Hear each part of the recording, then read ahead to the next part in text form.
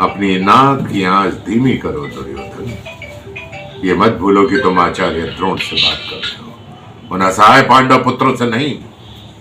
मैं तुम्हारे एक एक शब्द का उत्तर अपने बाणों से दे सकता हूं। रणभूमि और कीड़ा भवन में अंतर करना सीखो। युद्ध हमारे पक्ष में है, किंतु युद्ध का परिणाम हमारे पक्ष में नहीं है। अर्जुन को युद्ध भूमि से दूर हटा दो, मैं युधिष्ठिर को बंदी बनाकर तुम्हें सौंप दूंगा। हाँ, कल मैं चक्रव्यूह की रचना करूंगा, कल मैं चक्रव्यूह की रचना करूंगा।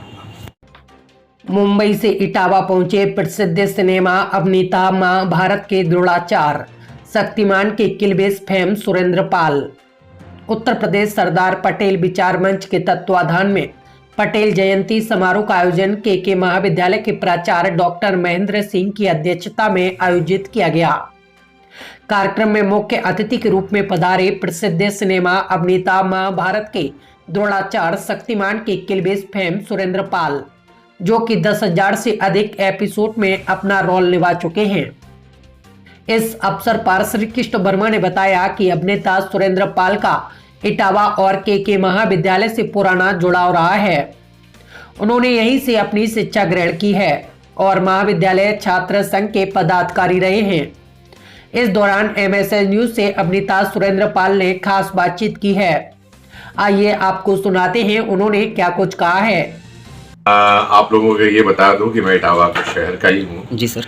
और इटावा में ही मैंने अपना स्कूलिंग किया, यहीं GIC कॉलेज में पढ़ा, यहीं के मैदानों में खेला कूदा और बड़ा हुआ, और यहीं से मैंने ग्रेजुएशन की और यहीं से मैंने मुंबई की उड़ान भी भरी थी। बस यूँ कहिए कि एक गांव से उस वक्त इटावा जितना आज मुझे डेवलप दिख रहा है उतना नहीं था। पहले गांव जैसा लगता था, लेकिन इस गांव में जो प्यार था लोगों के बीच में और जो आपस में मेल जोल था वो आज हमें देखने को नहीं मिलता है। लेकिन इटावा मेरा बहुत प्रिय शहरों में से है और मुझे बहुत अटैचमेंट है यहाँ से। मुझे वो घर भी दिखता है जो DM की कोठी के सामने था, जिसमें मेरे पिताजी यहाँ DSP थे पुलिस में, वो रहते थे।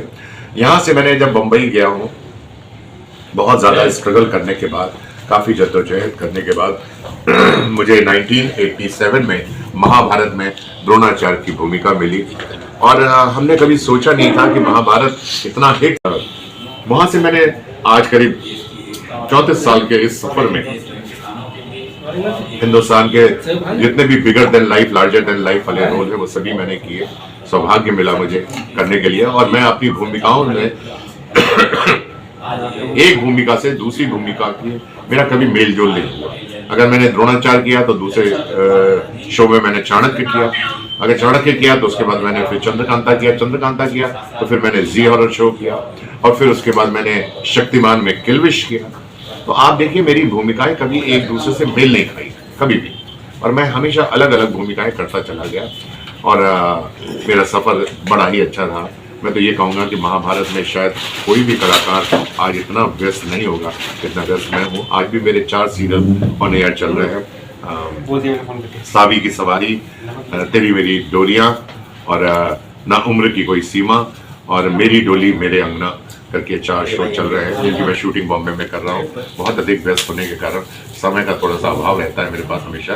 और आज मैं मुझे यहाँ के लोगों ने सम्मान के लिए सम्मानित करने के लिए कि मैं इटावा शहर का हूँ और आज इटावा में आप लोगों के ठीक वाला डायलॉग अगर आप किलविश वाला, अरे डायलॉग इतने, अब देखिए मैंने बताया ना, मैं इस 32 साल की यात्रा में करीब 10,000 एपिसोड कर चुका हूँ।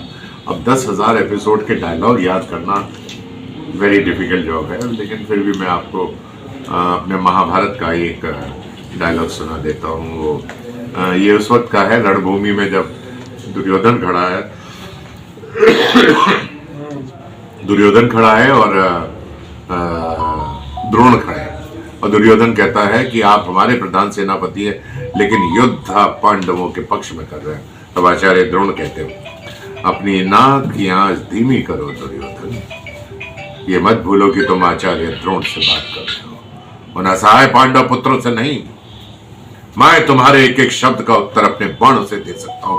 रणभूमि और कीड़ा भवन में अंतर करना सीखो। युद्ध हमारे पक्ष में है, किंतु युद्ध का परिणाम हमारे पक्ष में नहीं है। अर्जुन को युद्ध भूमि से दूर हटा दो, मैं युधिष्ठिर को बंदी बनाकर तुम्हें सौंप दूंगा। हाँ, कल मैं चक्रव्यूह की रचना करूंगा, कल मैं चक्रव्यूह की रचना करूंगा।